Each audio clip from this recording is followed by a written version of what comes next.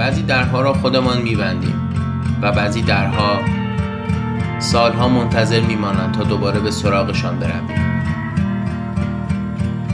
15 سال پیش، در حدود 15 سال پیش، قبل از آنکه داستانی وجود داشته باشد، قبل از آنکه قهرمانی متولد شود، قبل از آنکه حتی اولین جمله نوشته شود، این نقشه وجود داشت. آن روزها فکر می‌کردم اگر می‌خواهم داستانی بنویسم، باید اول جهانش را پیدا کنم. جهانی که کوه داشته باشد، دریا داشته باشد، مرز داشته باشد و مردمانی که هنوز وجود ندارند. برای همین شروع کردم به کشیدن. خطی روی کاغذ، بعد خطی دیگر و کم کم جهانی متولد شد که سالها از من زنده تر ماند. این تنها یک نقشه نبود.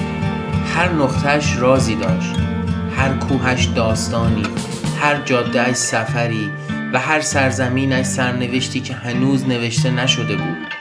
آن زمان نمیدانستم، اما بعدها فهمیدم جهانها هم مثل آدمها حافظه دارند.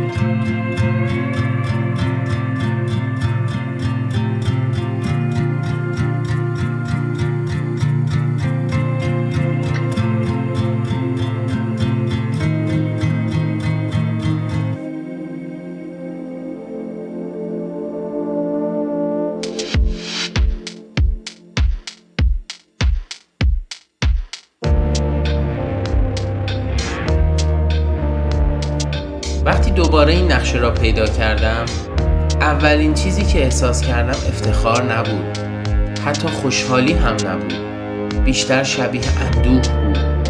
اندوه دیدن رد پای کسی که سالها پیش بودم، کسی که باور داشت میتواند جهانی بیافریند و آن را به پایان برساند.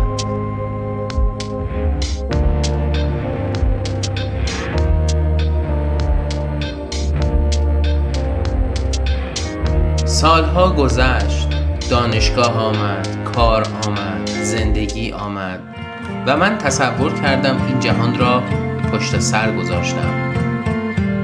اما اشتباه می کردم، زیرا بعضی رویاها نمی میرند، فقط در تاریکی منتظر می مانند.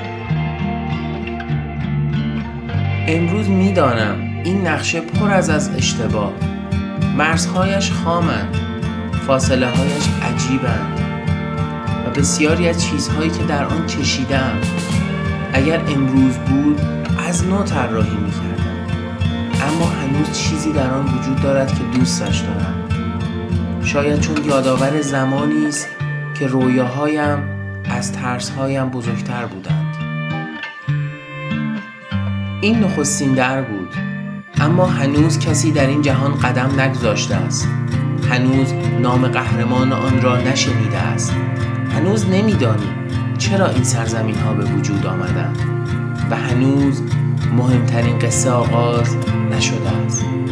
در قسمت بعد با پسری آشنا می‌شویم که سرنوشت این جهان را تغییر داد.